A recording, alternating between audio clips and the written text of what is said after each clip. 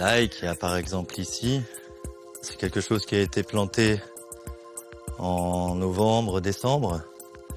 Culture assez facile parce qu'il demande, comme c'est hivernal, ça demande pas vraiment d'entretien. Pas d'arrosage particulier.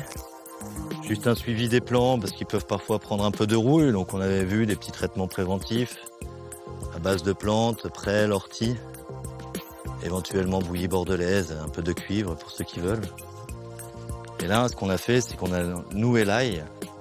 C'est-à-dire que vraiment, on vient plier et faire un nœud, littéralement. On fait littéralement un nœud sur la tige pour en fait concentrer toute son énergie, toute la sève dans la tête qui est là, qu'on voit, qui commence à bien se former, bien grossir.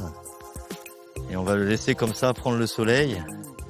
Et quand le plant sera sec, il sera temps de sortir l'ail. On a toujours de la place pour mettre quelques fleurs, que ce soit intercalé entre les légumes directement ou sur les abords.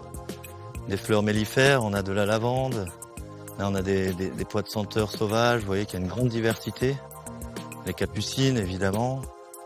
Il y a la bourrache ici qui est implantée, les coquelicots. Enfin, vous voyez, toute cette diversité de flore, en fait, qui va attirer les pollinisateurs. Les abeilles en premier, mais d'autres encore. Et c'est très important pour la pollinisation des légumes, comme par exemple les courgettes. Et on voit bien le fonctionnement ici. Donc ce qui est intéressant sur les plants de courgettes, c'est de connaître la différence entre une fleur mâle et une fleur femelle, parce qu'elles sont sexuées. Donc vous avez les fleurs mâles qui sont ici comme sur des longues tiges sans embryon de fruits, qui vont s'ouvrir par la suite. Et c'est celle-là qu'on va récolter si on veut faire les beignets, par exemple. Parce qu'on a toujours besoin de moins de fleurs mâles que de femelles pour la production. Et là, on a la fleur femelle. Donc on voit tout de suite l'embryon de courgette qui est ici.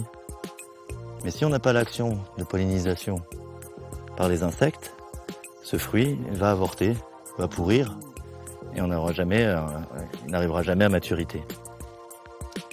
Donc toujours favoriser vraiment une diversité de fleurs, de plantes, pour avoir un maximum d'alliés au jardin. Le jardin, c'est pas que l'été. Il y a tous ces légumes de printemps. On a les radis, les navets, les blettes, qui sont moins chronophages, qui demandent pas d'arrosage, un peu moins de suivi, qui sont assez faciles à cultiver. Et quand on a un petit potager, il faut pas s'en priver, quoi. On peut vraiment faire son petit jardin toute l'année.